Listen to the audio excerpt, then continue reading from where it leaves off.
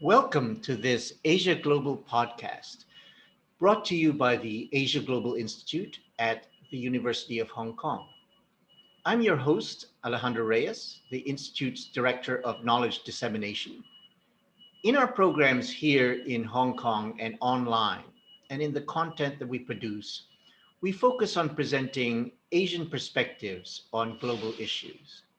This podcast is part of our Meet the Authors series, where we have a conversation with contributors to Asia Global Online and other publications of the Institute.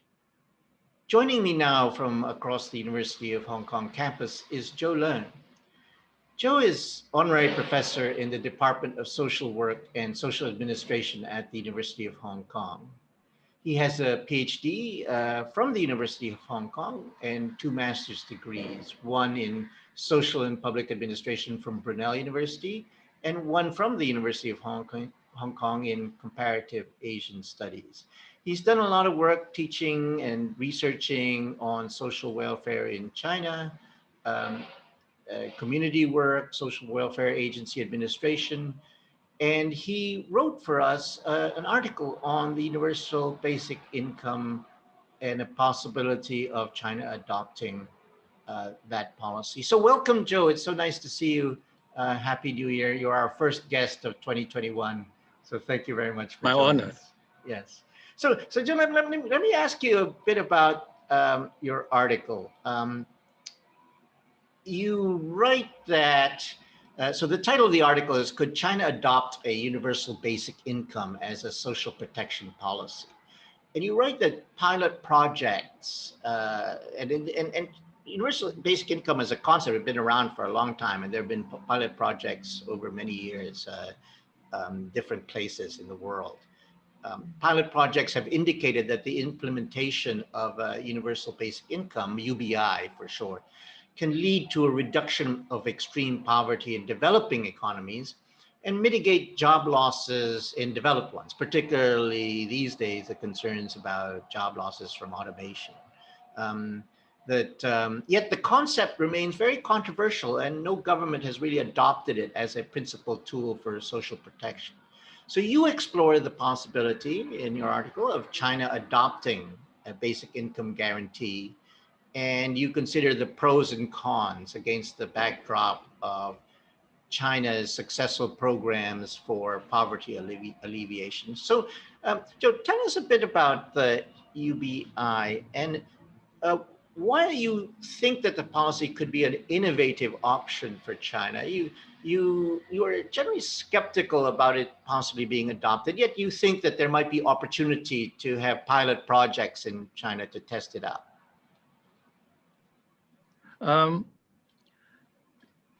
UBI as a new concept hasn't been really discussed in the China academic circle. So this is really a new idea, broad new idea, and involving we'll call a paradigm shift among policymakers and even academics. I haven't read any articles writing on China about this topic yet. There are three factors that we have to consider in introducing UBI into China. First is that China has set up its own social protection system over the decades after opening up market-oriented reform in 1980s. So it has built up a system based on social insurance, social assistance, and regionally based poverty alleviation projects. So it claimed great success. Everybody praised its achievements. In terms of social insurance, its coverage is almost 95% in health and 70% in pension. And then everybody talk about the elimination of absolute poverty last year, 2020. So now China is making this the poverty alleviation project and success, and also the control of the pandemic as a as a way to export the China model, I mean, to exercise influence to developing countries, see how China can do, I mean, compare with the Western model. So, so China is very satisfied with its existing approach. So any sort of new changes must be complementary to its existing approach. That must be complementing existing model. So otherwise, it may not involve a big shift in paradigm and the structure of the social protection system. This is the first point I want to make. The second point I want to make is you have to understand the policy dynamics of China, which is a big country, segmented, with governance system. You have to appreciate the central local dynamics and in policy making, and that the policy, there's no such thing as a national policy as such, because policies are implemented at the discretion of provinces by the local government at their discretion. So there's the dynamic is because of the significant regional differences. I mean, you can see the coastal provinces is like European countries. I mean, and then Tibet and then Gansu and so on is like the African villages. I mean, the great contrast, I mean, can lead to difficulties in implementing uniformly, I mean, a program, I mean. So you learn from healthcare from pension and so on, it would take decades of local, central kind of top-down, bottom-up kind of dynamics, trying out different models before they can come up with a general models, I mean, general directions, I mean. So the kind of incremental approach has been rather than kind of a shock therapy. It's a model that China approached. So it would take decades for a pension healthcare model to emerge, and then it keeps changing because there's no final models in China. The model is still changing every day. I mean, you can see it. I mean, this is the second point I want to make. The third point is whether the party, the Communist Party, can have political gains from adopting this model. I mean, not in the sense, in the Western sense, getting votes, I mean, election success, but you have to project an image of benevolent legitimacy, and as a protector of people's interests in China to gain this sort of acceptance by the people, general public towards the rule of the CCP. I mean, but on the other hand, the Confucian ethics, I mean, which emphasize on hard work, family responsibility, and deservingness. I mean, you deserve aid from the government. I mean, so the Chinese model has been always very residual, protecting the bottom, rather than covering everybody as a universal right. Is not a concept that entertained by the Chinese government. I have just learned from a reaction from my student in teaching in the United States. He said, I accept your ideas of Confucian ethics that ingrained into the Chinese people's mind. In the United States, I mean, a lot of poor Chinese families receive welfare from the government, but they support Trump. Oh, right. Yes. They will regard the Democratic Party as very socialist. I mean, this is not something that they would have a kind of a general hangout to everybody not in need. I mean, so in the sense that if the CCP roll out a program like this, it may not gain any political gain in terms of building up its protector's image. Yes. I mean, because it's saying giving assistance to people not in need is not something that the general public would accept. I mean, this is a three major point reservation about my understanding of whether UPI can be launched into China.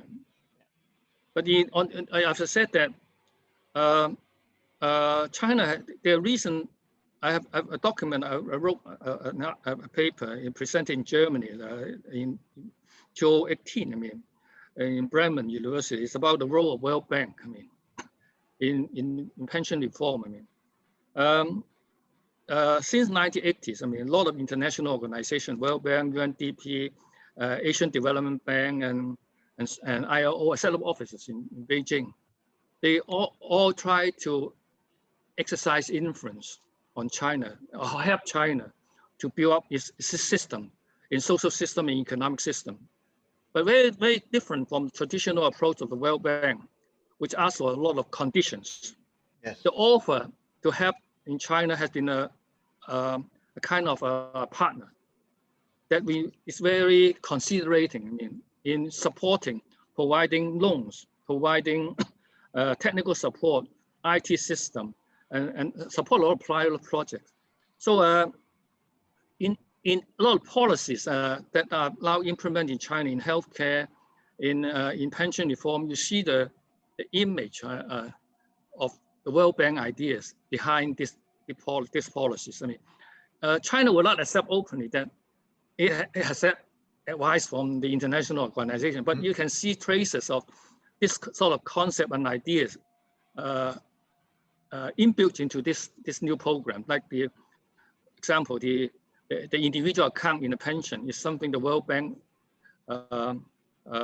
market, I mean, into developing country in the 80s. I mean, so these are some of the ideas. So I would say I work as a consultant of the Asian Development Bank in around 2006 or 8. I mean, work on poverty alleviation projects. I understand the dynamics. I mean, that international organizations work with local bodies, research bodies. I mean, and then they will have very collaborative approach. I mean, and sharing and a lot of, they never publish anything that is not agreeable to the Chinese government. They publish, you see the World Bank and so on, publish a lot of research report, employ a lot of local and international consultants to infuse new ideas and put up new ideas that we see the healthcare system.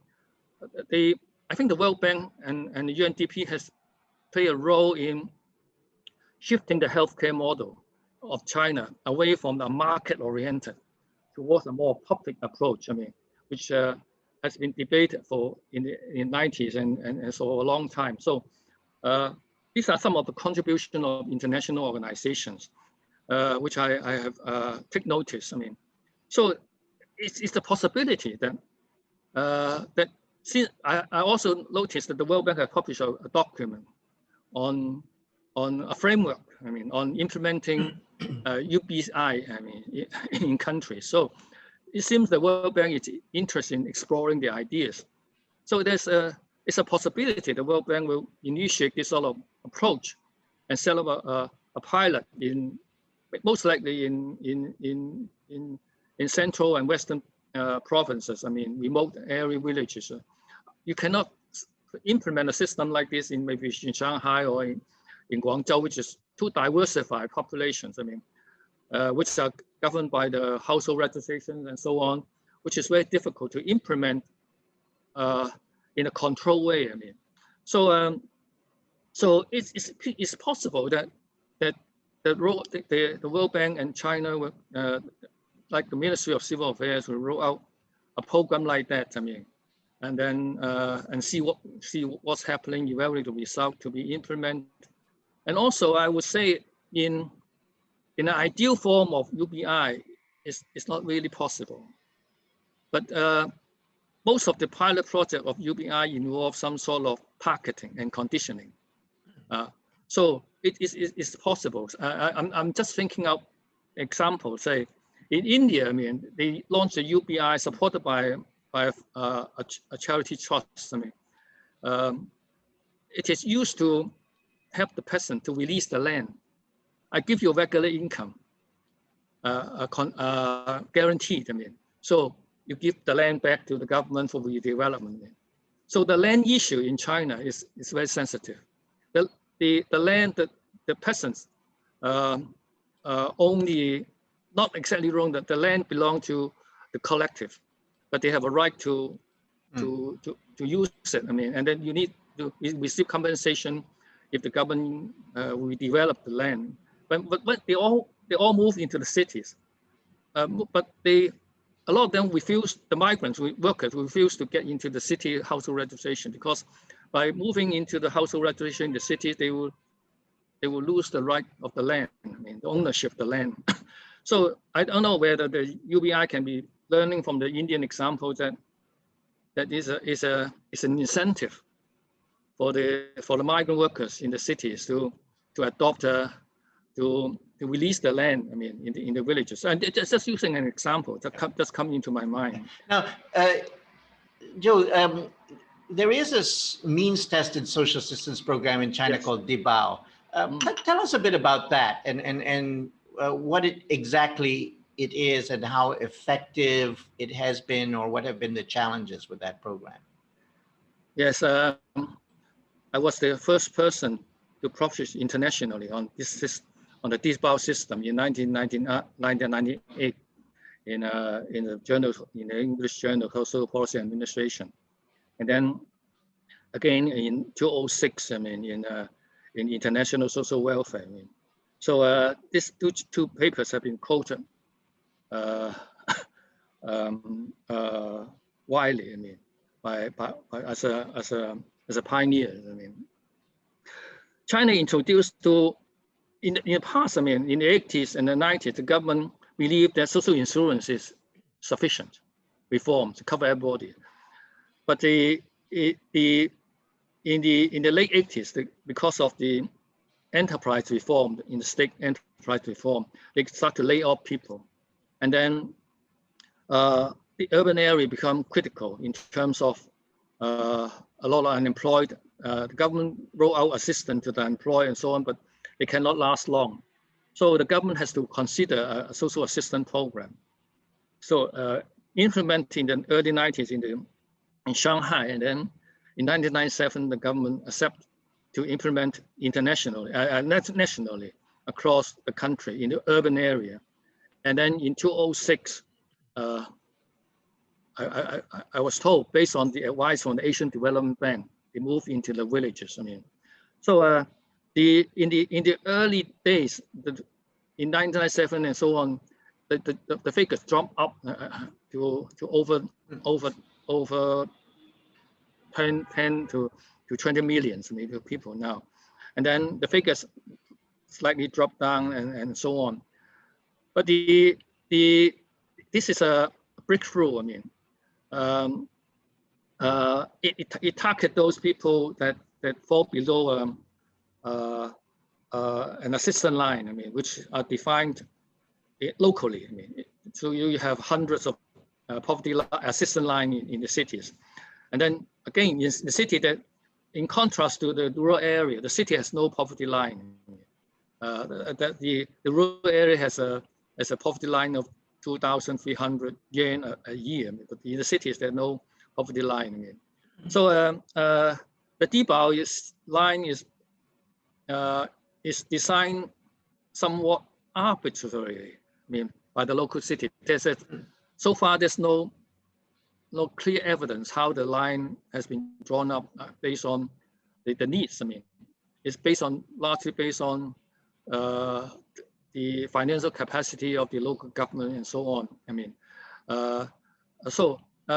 it provides assistance to people with urban household registration.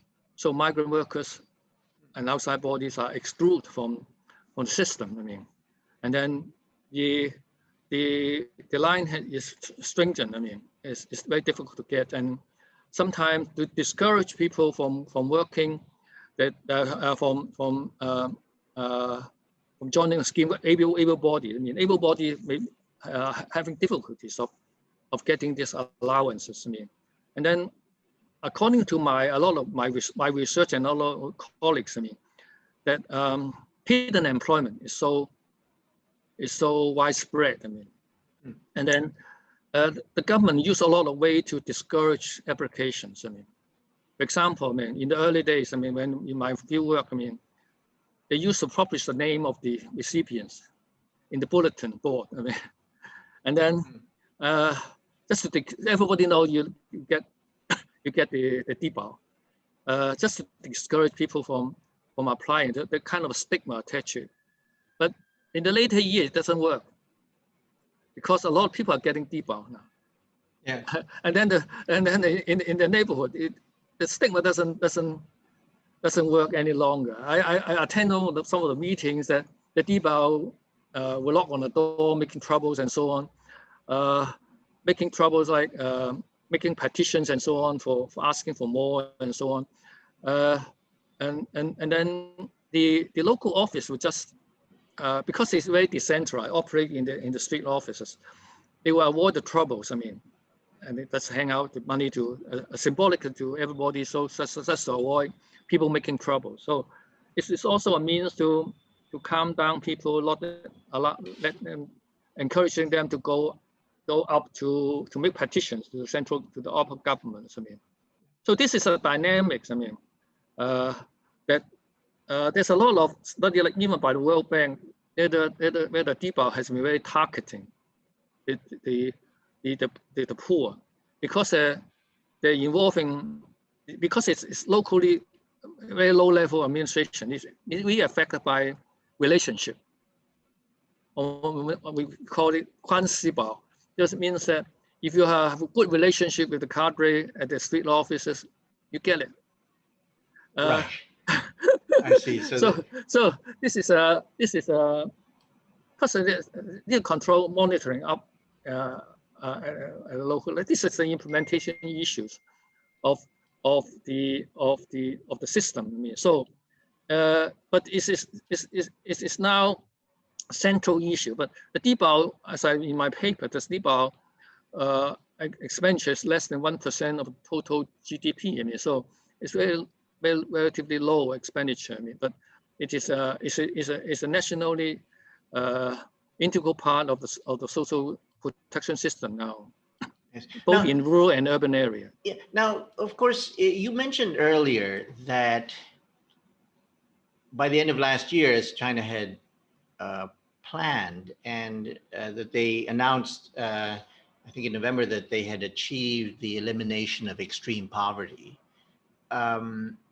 So I think from outsiders who heard that news, of course, you know, I have to say, outsiders, particularly in the West, the United States, and Europe, there would be lots of skepticism about, you know, how of the validity of this claim. Are they really eliminated extreme poverty? But you lay out in your piece, in particular, that generally there's widespread acceptance that the poverty alleviation strategies that China has implemented, including the dibao, have been really enormously successful, and that there is quite good evidence for this. And so tell us a bit about that success of eliminating extreme poverty, because I mean it's a big country, and so this is really in some ways a momentous achievement. In particular, if you think about, you know, China having brought up over 500 million more out of extreme poverty in its early decades of sort of opening up, that this is really quite a significant achievement for not just for China, but for mankind, really. First of all, the Chinese poverty line is relatively low, as I've said.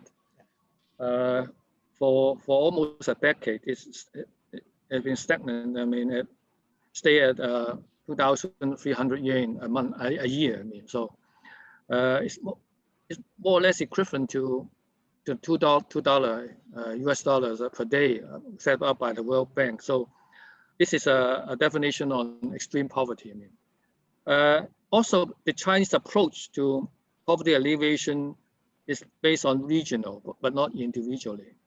So you can say that they're still individuals living in extreme poverty, but as a village, in general, the whole village, I mean, will be not counted as poverty stricken, I mean, anymore, because the average income of the village is above the poverty line. I mean, but you cannot say every household is indeed above the poverty line.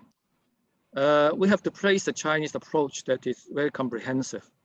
In my paper, it assists the village and so on, or the county, in terms of village industrial development, providing education, providing linking up the county with coastal cities. I mean, they have the kind of a partnership. I mean, so the resources from the prosperous cities, I mean, will link up to these areas, and also the encouragement of some migration too.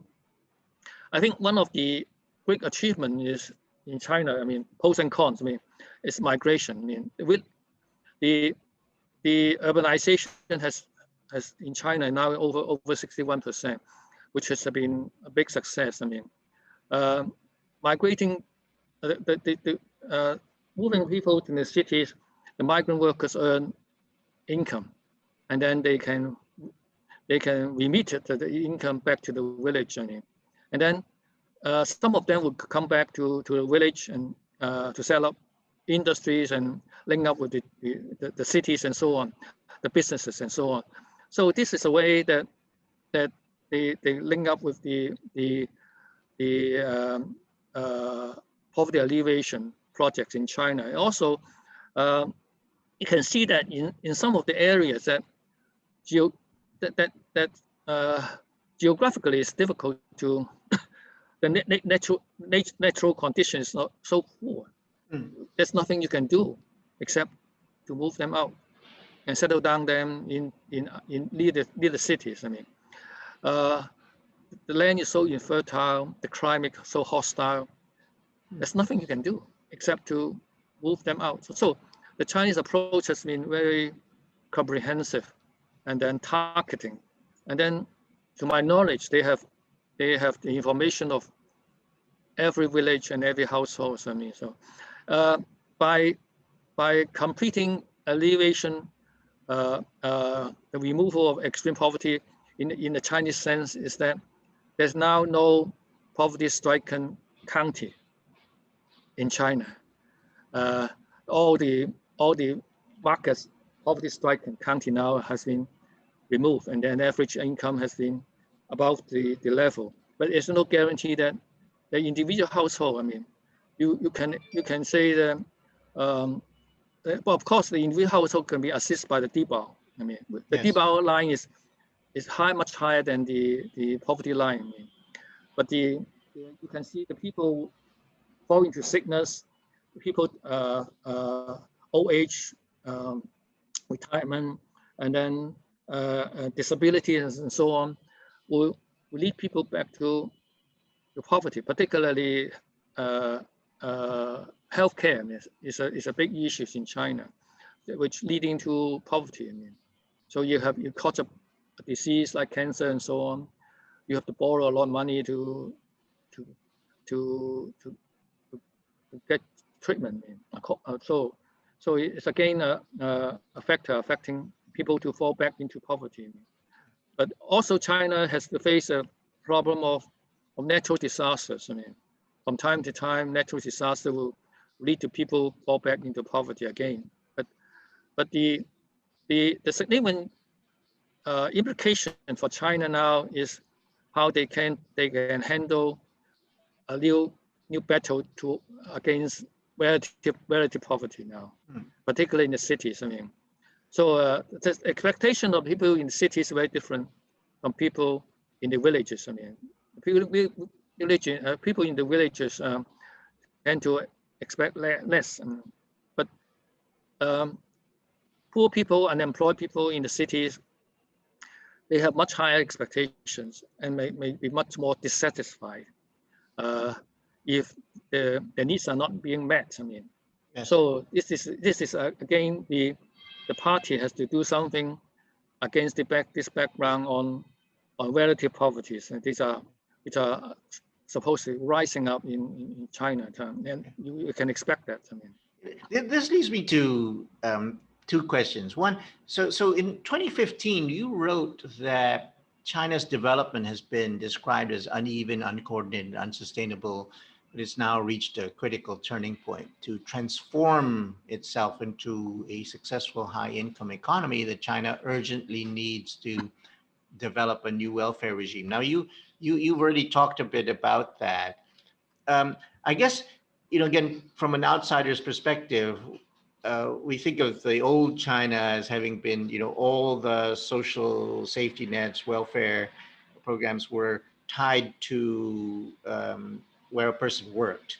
That particularly, if, it's social, an SOE or a government company, you were taken care of right there in the workplace. And of course, there's the idea is over the long term there would be some detachment of those social safety nets, benefits from the work that then you could have a more, they could be portable. These social benefits could be portable, and people can then move from one job to another, from one city to another, from one area to another, one region, and they carry their social benefits with them. I mean, that there would then be more flexibility in the labor market and all that sort of thing. That's the kind of big picture. So in terms of pensions, in terms of health insurance, in terms of social safety nets, where really are we in China? Because I mean, you've already alluded to the fact that, there are many different policies implemented. There's no real kind of national programs that are sort of coherent. But if I'm trying to understand where China is today in terms of developing that welfare regime that you were talking about that it needs, where are we? How coherent is it? What is the timeline for actually getting more towards a kind of national program on health insurance, national programs on pensions? What are we talking about? Yeah. In 2015, I published a book, my second book. I mean, yes, the first book I published in 1995 on social welfare in China, authority and benevolence, the first kind of book on welfare. And then in 2015, I published a book on social welfare, China's social welfare, the third turning point. Yes. The first turning point is 1949, when China turned into a socialist system, which creating a kind of work unit-based kind of protection system, which is a two-tip contrasting system in the urban and the rural area based on economies, and then in the urban area based on the work unit. So it's a lifelong protection kind of welfare society. And then in 1980s, I mean, the market-oriented reform led by Deng Xiaoping and Jiang Zemin, I mean, which dismantled the Iron Rice Bowl. I mean, so yes. the system, the insurance and so on, have to pick up gradually. I mean, step by step. I mean, and then at the same time, it creates a lot of social problems. First time unemployment, first time layoff, first time this kind of healthcare problems, people with no healthcare, no health protection. This problem all come up. I mean, in the 80s and 90s, and inequalities have been so markedly rise up from an egalitarian society to relatively very unequal society, which creating a lot of disturbances. I mean, protests and so on, seed of instability. And then after Wu Jintao, I mean, come back, it called for a harmonious society in 2006. So it shift again to a more society that is more inclusive. I mean, particularly protecting the bottom line, so no one will fall below. The kind of a concept that introduced the social assistance, the DBAO, and then all at the same time it widened the the pension coverage for the rural residents. And so these are some of the things that Wu Jintao has talking about, more shifting back. I mean, what we call the third turning point. I mean, that following the economic line is too much. But of course, at that time, the economy in China has been so much better, and the government has been more able to do so by more centralization. Centralization means that the central government is provide support to local government to carry out pension, healthcare, and a lot of projects. I mean, that require central government, particularly in the poor provinces. So no provinces will leave behind. I mean, so this is the third turning point. I've been conceptualizing a fourth turning point under our new president. I mean, that Xi Jinping. I mean, that in moving a stage, critical stage now, Xiaokang, moderately prosperous society in 2020, that it pledged to become a high-income economy. I mean, which the British think tank will do that by 2018. I mean, now is the per capita GDP in China is a bit over 10,000 US dollars now, and then the line is $12,000 US for the high-income economy. So it's expected to reach that line. So what is the meaning of a high-income social welfare system in a high-income economy? Yes. I try to match it with figures with OECD, the lower rank of OECD, like Mexico and Turkey. And, yes. I mean, the lower end of this society. And also, I'm making up a table. If I have the time, I will show it to you. And then on the other hand is India. And that in the 50s, I mean, India is much better economically than China. I mean, now per capita GDP is only 1/4 of China, around less than 3,000. So you can see that OECD on average spend 21% of the GDP on social spending. China is less than 10%. So there's much more for China to do.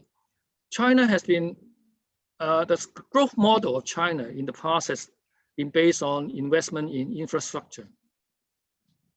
Now it's time for China to think more investment in human capital, in social spending, in education, in pension, in healthcare, and so on, in long-term care, and so on. These are investment there's a big room for China to increase its social spending and kind of a fiscal stimulus. China need to stimulate the economy, promote domestic consumption. In the 90s, one of the reasons recommended by the prominent economists on introducing the Dibao was that by giving the money to the poor will spend it. By giving the money to the rich will save it. So if you want to promote domestic consumption, give the money to the poor. That's why later time they encourage the village to buy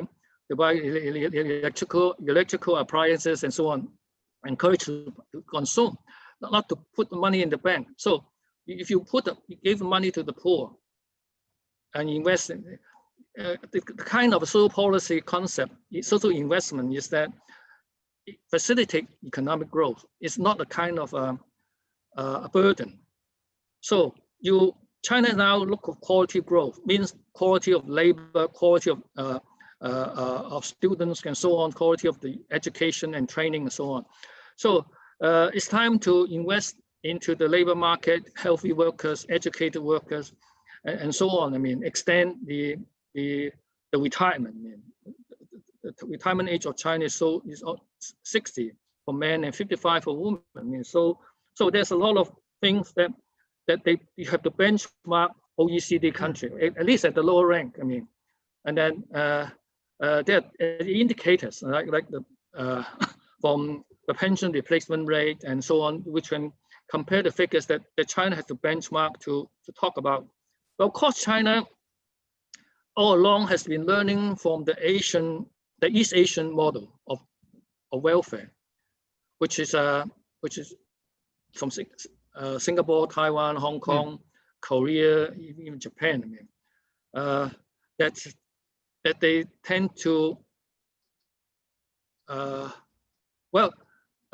social welfare emphasize on education, on quality of human capital, but not exactly on factors that would affect the productivity of the laborers. I mean, like unemployment benefits,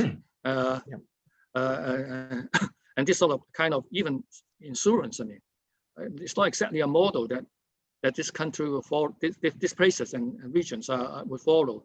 So these countries and regions tend to have a relatively low social spending. Look at Hong Kong, you look at Singapore, Taiwan, Korea, they have relatively very low social spending. So they were affected by this sort of concept. So on one hand, you have to model what's happening in OECD country that at the low rank, I mean, Mexico and Turkey, and say what they look like, a welfare system, insurance and so on the even Brazil and so on. On the other hand, you have to see the Asian country, why they still become so prosperous. Is that the welfare system support the economy, that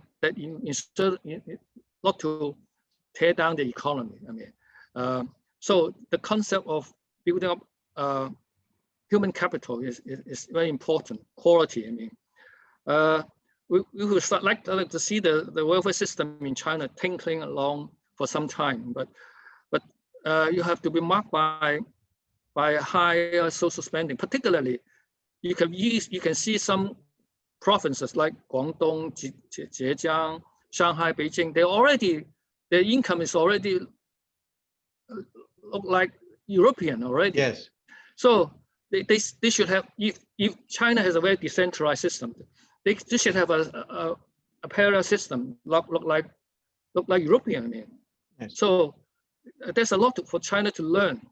I've been conceptualizing this kind of a framework in preparing some of my notes. I mean, comparing, but you at the same time you look at India, a lot of things are lacking behind.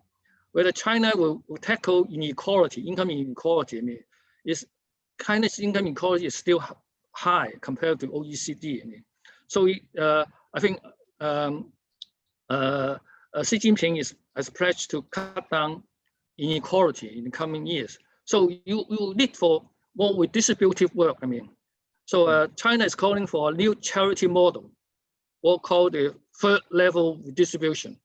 I mean, after the first and second. I mean, but the third level means for charity. I mean, the charity by enterprise and so on will represent another model of distributing transfer from the rich to the poor. I mean, so this is something that China will look for. China ranked extremely poor in terms of charity ranking by the World Charity Index. I mean, China will almost rank bottom in among 150 countries in terms of charity giving, volunteering, and assistance to strangers. I mean, so China has a lot of way to catch up. Modern welfare system, which is marked by NGO, charity, government, and the market. I mean, and in the past it's all government. So that's why there's a lot of room for enterprise and NGO to perform in China. This has been my area of research in recent years. The changing social governance system in China, that the government promoting NGO and purchase of services, buying services for NGO, deliver welfare services, and then on the other hand, they exercise control over this NGO. But you see that all NGOs now must need party structures inside. Well, now, in fact, you anticipate the two questions I was going to ask. I was going to ask you about the inequality challenge, and then also about, because you had written an article, I think last year, called "The Changing Relationship Between the Chinese Government and Non-Governmental Organizations in Social Service Delivery," and you have a approaching partnership ? And so again, I'm taking an outsider perspective where we outsiders have heard of the new NGO laws and that there are tighter controls on NGO NGO noise activities. for overseas. Overseas, yeah. Yes. And Yes. so Yeah. what is the real, in terms of, as you say, they want to cultivate, to promote more charitable giving, and hence, I would think, more activity by NGOs to fill in some of those gaps and address the inequality issue. What is really happening on the ground then in China in this area?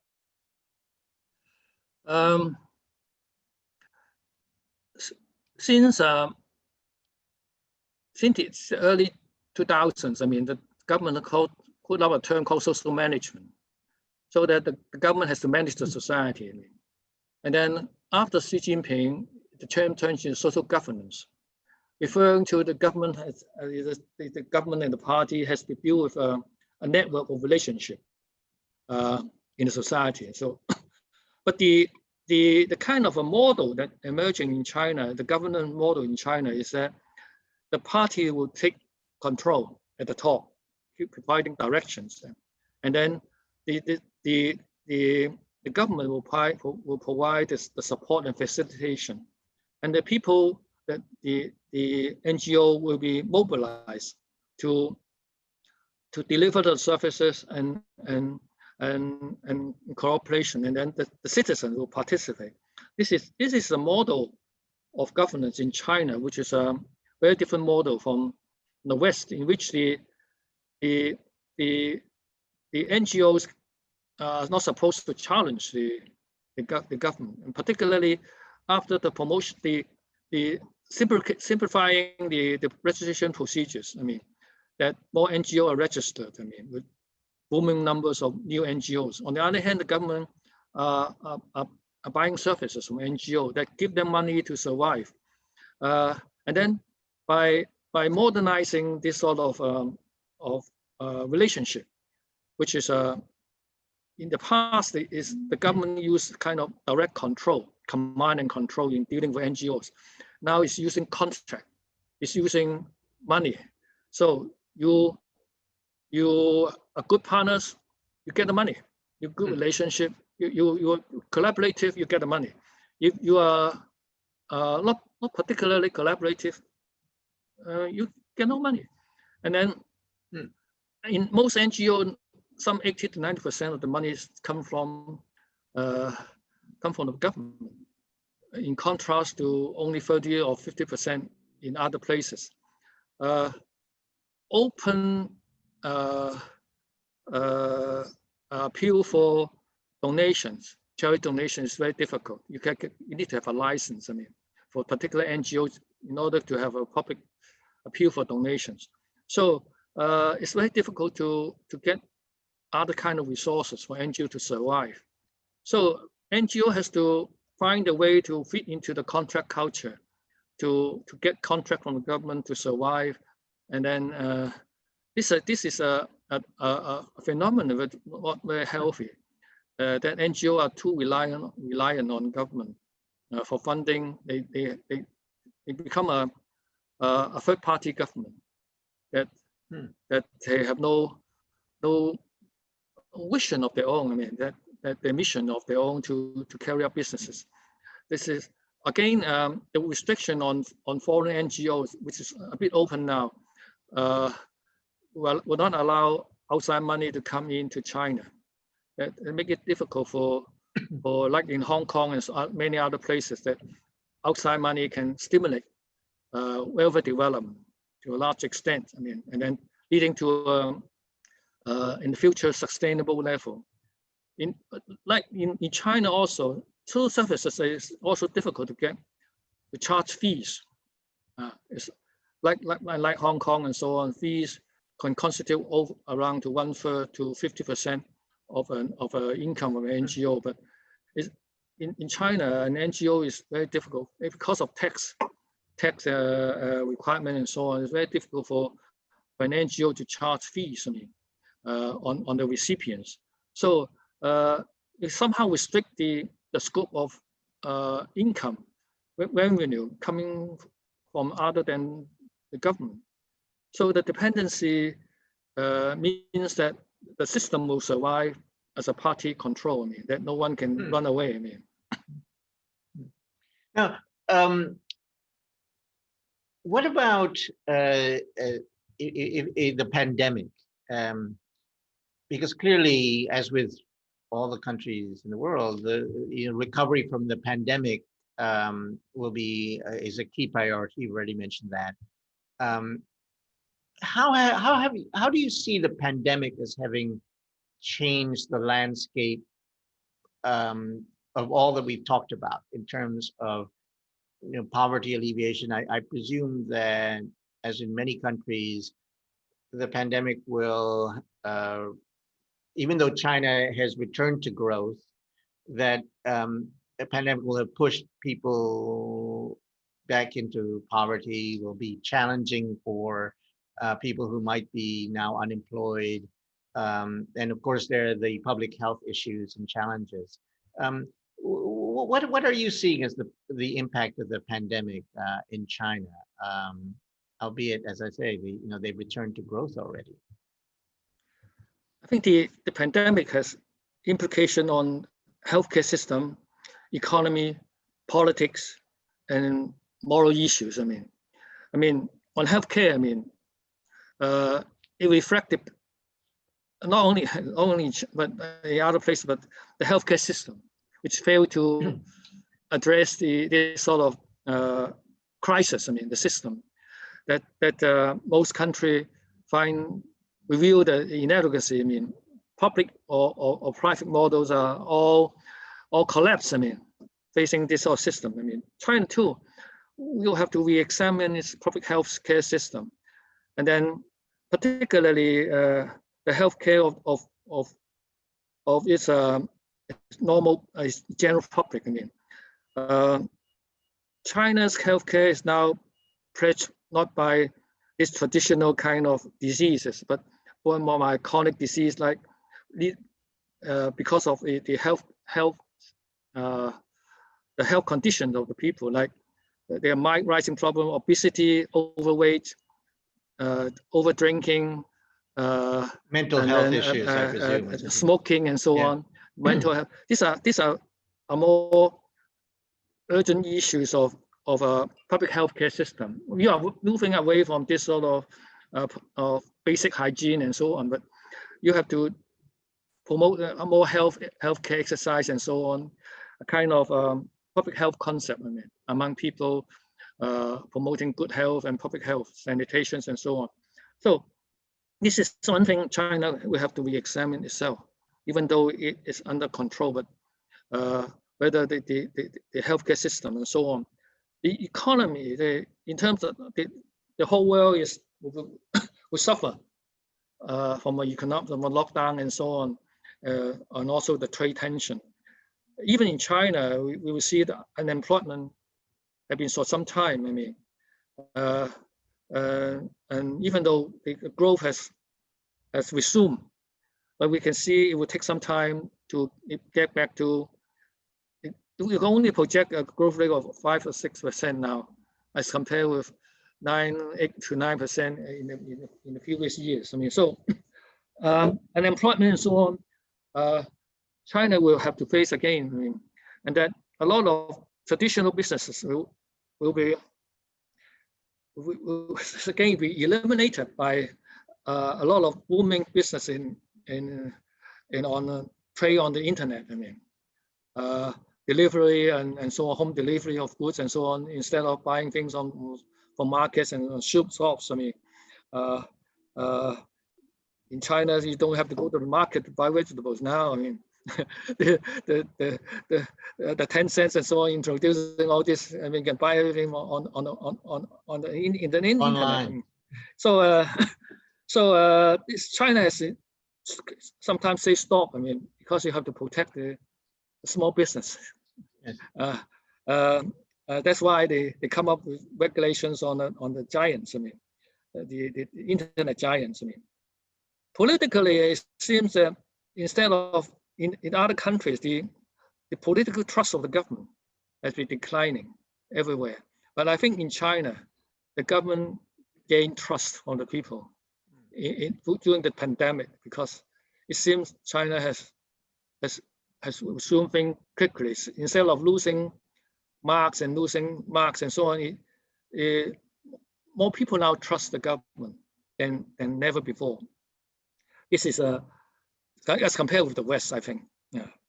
Moral issues. I mean, China has been celebrating this in the West. I mean, who can get cured? I mean, this sort of aging, the people who should get the vaccine and so on, who should give the ventilators and so on, and then the individual rights, freedom and so on, not to wear masks and so on. I think the Chinese will more saying the superiority of our collective system instead of in the West that emphasizing on individual freedom. This sort of healthcare issues. It's not an individual issues or individual country issues. That is a moral issues now, kind of ideologically, that people will conceive that, well, it seems our society is much better. I think the pandemic has led us to think that the world should be as one. I mean, there should be that healthcare or the world is not in individual countries. I mean, we need collaborations.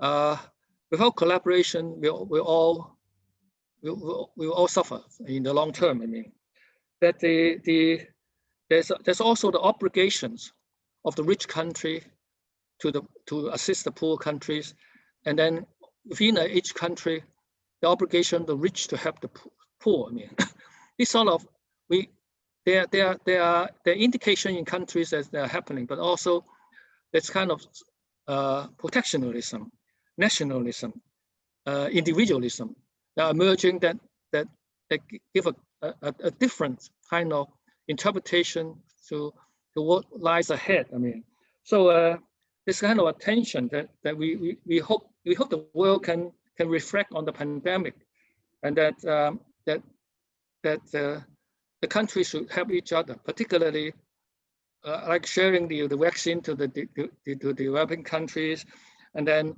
I hope they will do something more. I mean, by the WHO. I mean, that the rich, the charity in each country can help the poor and unemployed. I mean, through various ways. I mean, that is my reflections on the pandemic. Joe, you've been very generous with your time, but I before we end, I was wondering, you mentioned to me before we started about the 70th anniversary of social education here in Hong Kong. Tell us a bit about that and the importance of social education, not only here in University of Hong Kong, but certainly in Hong Kong, because people may not know, but this is really one of the more thriving areas of education over the decades, that there's really been a lot of interest in building up the social education, but also social awareness and in Hong Kong. Tell us a bit about what, the long history. Yeah, it's a long history, but a little bit potted summary. Before 1950, I mean, the government sent officials to the UK for social work training. So they request Hong Kong U to set up a program for training social worker locally. So in 1950, we have two programs. It's a certificate and diploma, one for as a postgraduate, one for those with a high school graduates. I mean, so we only have one teacher, and then she only taught social work methods. I mean, the other courses are taught by other departments, like policies in political science, human growth and development by psychologists, I mean, in other departments. So until 1967, the Hong Kong set up the Faculty of Social Sciences, and then we have a department.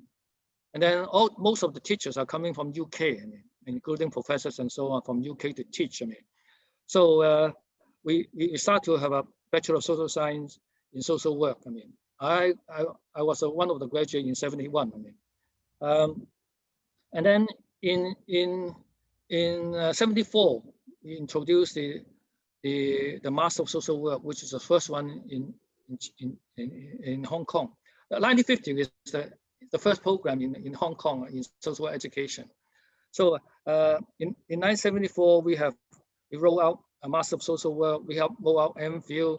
In the 70s, we roll out PhD. So we were the department that pioneer all the postgraduate programs in Hong Kong, and also a Master of Social Sciences, I mean, in specific areas. I mean, so we were the department. I mean, in the 1980s, I mean, we started thinking about going to China.